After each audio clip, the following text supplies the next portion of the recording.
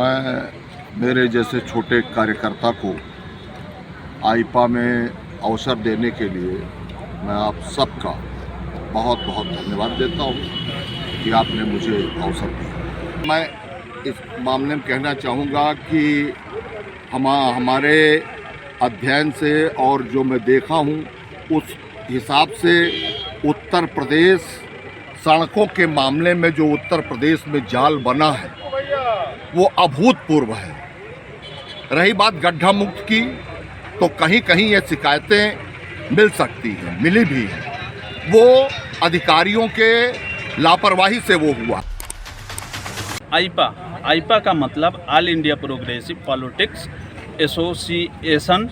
जनता के उन मुद्दों को दिखाया जाता है जो जाति धर्म से उठकर देश और प्रदेश को आगे बढ़ाने के लिए हम जनता के लिए एक मंच उपलब्ध कराते हैं, जिससे वो सरकार तक उनकी बातें पहुंच सके। आज हमारे साथ बस्ती ज़िले के रामनगर ब्लॉक के प्रमुख जी हैं इस्कान सिंह जी। आइए हम उनसे बात करते हैं कि 2022 चुनाव चल रहा है, किन किन मुद्दों पर चुनाव लड़ा जा रहा है, क्षेत्र में विकास हुआ है कि नहीं हुआ, ये चीज़ हम जानते हैं। जी, आपका आईपा में स्वागत है।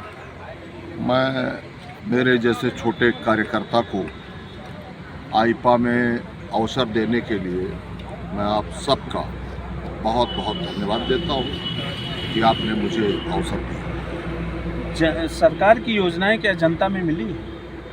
सरकार की योजनाएं तो जनता में पहुंची हैं, और इस बात का उदाहरण मैं छोटा सा ये देना चाहता हूं कि आज अभी एक जनसभा से हम लोग आए हैं, वहाँ आधी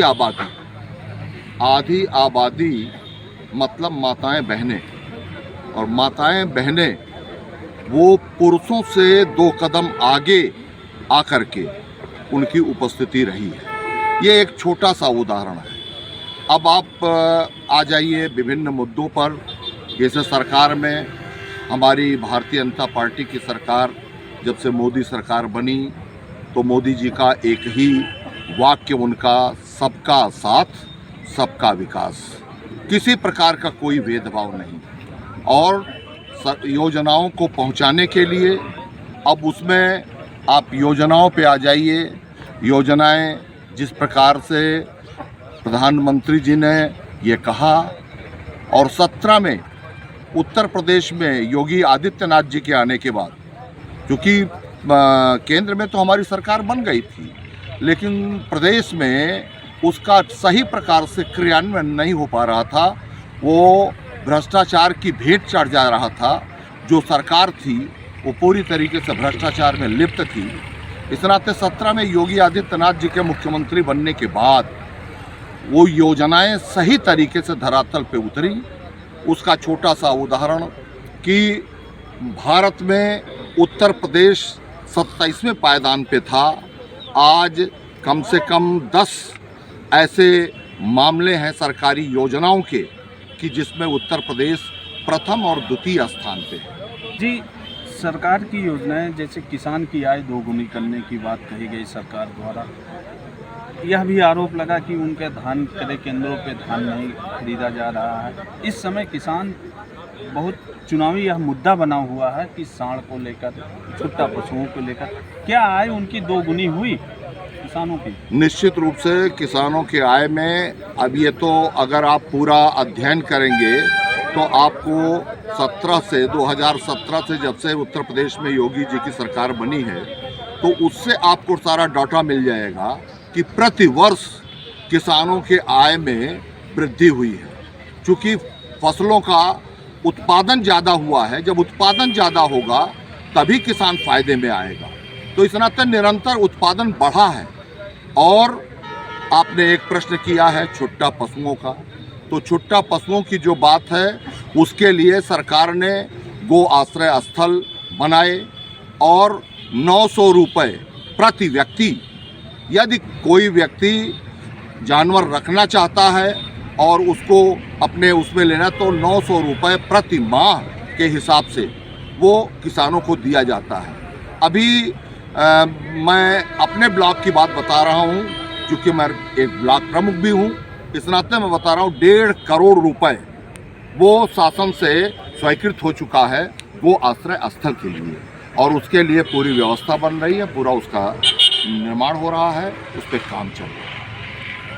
अगर हम युवाओं की बात करें तो कहीं ना कहीं युवाओं को रोजगार नहीं मिला, यह भी आरोप लगता है। और शिक्षा व्यवस्था पूरी तरह सरकार दावा करती है कि शिक्षा व्यवस्था सुधारा गया, लेकिन ज़मीनी हकीकत पे क्या है, सुधरा कि नहीं? अब आप अगर इस प्रकार का कोई आरोप लगा रहा है तो उसको तो पकड़ के दिखाना पड़ेगा, क्योंकि उत्तर प्रदेश की सरकार में योगी सरकार जब से आई और प्राइमरी और जूनियर हाई स्कूलों का कायाकल्प हुआ, उसमें आप जाके देख सकते हैं जिस प्रकार से प्राइवेट स्कूल, मॉन्टेसरी स्कूल जिस प्रकार से जगमगा रहे हैं, ठीक उसी दिशा में हमारे जो प्राथमिक विद्यालय हैं और जूनियर हाई स्कूल के विद्यालय हैं, उन विद्यालयों को भी उन्हीं स्थितियों में लाया गया है। अब जूनियर हाई स्कूलों में सभी विद्यालयों में बेंच और सीट पर बच्चे बैठेंगे जैसे मॉन्टेसरी स्कूलों में बैठते हैं। तो ये आरोप सरासर निराधार है। सरकार ने अभूतपूर्व काम किया है शिक्षा के क्षेत्र में। अगर बस्ती चीनी में गन्ना किसानों की बात की जाए तो यह भी दावा होता है कि 15 दिन के सरकार का दावा कि 15 दिन के अंदर गन्ना किसानों का भुगतान कर दिया जाएगा, लेकिन एक मुंडेरवा चीनी मिल सरकार ने चालू कराया, वहीं दूसरी वाल्टरगंज चीनी मिल बंद हो गई और आपका अठदमा चीनी मिल समय से किसानों का भुगतान नहीं कर रही है। आप सबको मालूम है कि ये दोनों मिलें नारंग ग्रुप की थी, बस्ती और वाल्टरगंज। इसको बजाज ग्रुप ने खरीदा, उसमें रुधौली भी एक नई मिल उन्होंने बनाया, वो चला रहे थे, लेकिन समाजवादी पार्टी के ही सरकार में इस व्यवस्था को ध्वस्त किया गया और बजाज ग्रुप पूरी तरीके से किसानों के साथ सौतेला व्यवहार करना शुरू किया। जब से उत्तर प्रदेश के मुख्यमंत्री योगी आदित्यनाथ जी बने हैं, उन्होंने इस व्यवस्था में अभूतपूर्व सुधार किया। उसका एक उदाहरण मुंडेरवा चीनी मिल है। हमारे प्रधानमंत्री जी इसी पॉलिटेक्निक में कह के गए थे कि इस चीनी मिल का जो बंद चीनी मिल पड़ी है उसको हम चालू करेंगे, और उन्होंने चालू किया। रही बात गन्ना किसानों के भुगतान की, तो भुगतान के दिशा में हमारे मुख्यमंत्री ने वो 2 कदम आगे बढ़ कर के उसकी व्यवस्था की है, और उन्होंने कहा है बजाज ग्रुप की जो चीनी मिल चल रही है रुधौली, उन्होंने चेतावनी दिया है, और चेतावनी वो शुरू हो गई कि 1 नए पैसे जो इन्होंने बिजली का उत्पादन किया है और सरकार को अपनी बिजली दी है, उसका 1 पैसा भुगतान नहीं होगा जब तक किसानों का गन्ना किसानों का भुगतान नहीं हो जाएगा। 1000 करोड़ रुपए वो चीनी मिल का बिजली का उन्होंने गन्ना किसानों को भुगतान कराया, और आगे भी अभी वो पैसा सरकार ने रोक रखा है कि जब तक पूर्णतः 15 दिन के उस पे अंतराल पे ये बजाज ग्रुप इस व्यवस्था को नहीं ला देगी, तब तक 1 नया पैसा जो उन्होंने ऊर्जा विभाग को अपनी बिजली बेची है उसका 1 पैसा भी इस मिल को भुगतान नहीं होने देगा। सड़कों पर गड्ढा मुक्ति की बात की जाए, सरकार का दावा होता है कि सड़कें बनाई गई, गांव-गांव सड़कें बनवाई गई, लेकिन ज़मीनी हकीकत पे गड्ढा मुक्त सड़कें नहीं हैं। अब मैं इस मामले में कहना चाहूँगा कि हमारे अध्ययन से और जो मैं देखा हूँ उस हिसाब से उत्तर प्रदेश सड़कों के मामले में जो उत्तर प्रदेश में जाल बना है वो अभूतपूर्व है। रही बात गड्ढा मुक्त की, तो कहीं कहीं ये शिकायतें मिल सकती हैं, मिली भी हैं, वो अधिकारियों के लापरवाही से वो हुआ है। हमारे जनप्रतिनिधियों ने उसको ठीक भी कराया है। उसमें अब हम एक उदाहरण देना चाहते हैं। हमारी भानपुर तेनुआ तारा सड़क थी, काफ़ी ख़राब थी, गड्ढा पूरी तरीके से था, लेकिन हमारे विधायक संजय प्रताप जायसवाल ने उसको तुरंत बात करके और उसको विशेष मरम्मत में दे करके वो पूरी सड़क मेरी 15 दिन के अंदर बनी है। और ठीक उसी बगल में आप उकड़ा से शंकरपुर मार्ग ले लीजिए, उस पर भी अभूतपूर्व काम चल रहा है, तेज़ी से काम चल रहा है। ब्लॉक प्रमुख हैं, क्षेत्र में कैसे विकास करते हैं और क्या आपके क्षेत्र में सबसे बड़ी समस्या है?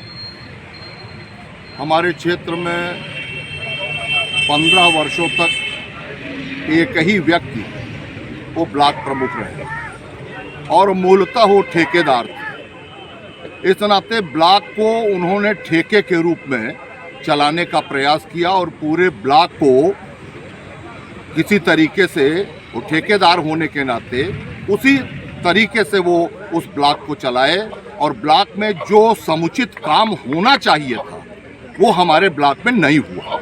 लेकिन जब से मैंने 20 जुलाई को शपथ लिया है तब से लगातार मैं चुनौती के साथ ये कह सकता हूँ कि आप सब भी पत्रकार मित्र हैं हमारे, जो जिक जैक जो सीमेंटेड ईटा सबसे नंबर 1 का होता है, मैंने जितनी भी सड़कों का निर्माण कराया है वो जिक जैक ईटे से कराया है और लगातार वो विकास का काम मैं बढ़ा रहा हूँ। रही बात आवास की, आवासों में भी गड़बड़ियाँ पाई गई, उनको भी मैंने ठीक कराने का काम किया। मुख्यमंत्री सामूहिक विवाह में, विधवा वृद्धा विकलांग पेंशन में, जो भी सरकार की कल्याणकारी योजनाएं हैं उन सारी योजनाओं को व्यवस्थित कराने का और ठीक कराने का काम मैंने किया है।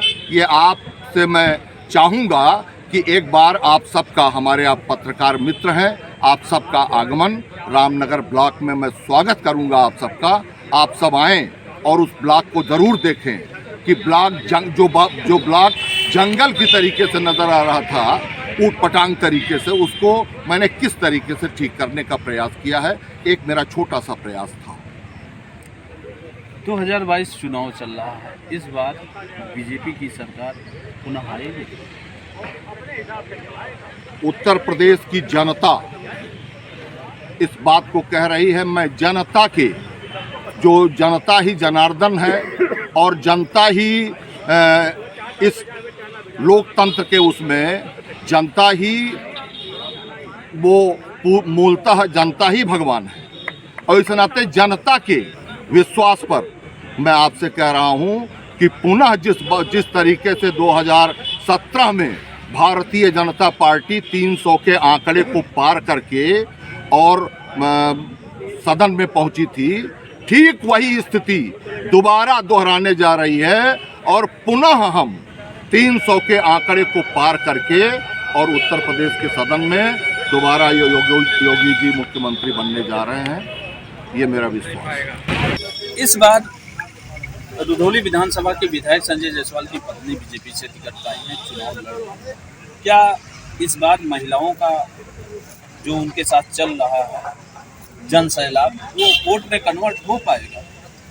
मैं आपको विश्वास के साथ कहता हूँ, संजय प्रताप जायसवाल एक बहुत अच्छे विधायक हैं और अभी 10 मार्च तक हैं।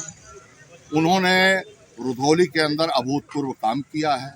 रही बात उनकी पत्नी संगीता प्रताप जायसवाल, इस समय उम्मीदवार के रूप में है।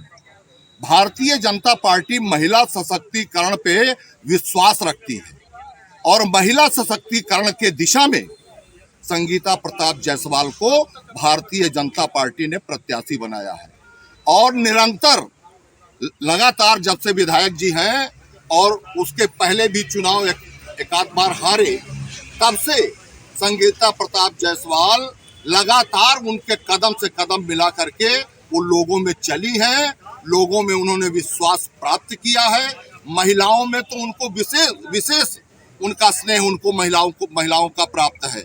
इस नाते मैं आपको विश्वास दिलाना चाहता हूं कि ये जो आपको महिला समूह दिखाई पड़ रहा है, जनसैलाब दिखाई पड़ रहा है, ये संगीता प्रताप जायसवाल के काम का नतीजा है और आने वाले समय में, आने वाले 10 मार्च को आप इसको प्रत्यक्ष अपनी आंखों से देखें। रामनगर ब्लॉक प्रमुख जी थे यशकांत सिंह जी, इन्होंने बताया कि 2022 में बीजेपी सरकार अपने विकास के दम पर बनेगी। आगे आप लोग आईपा को देखते रहिए। नमस्कार।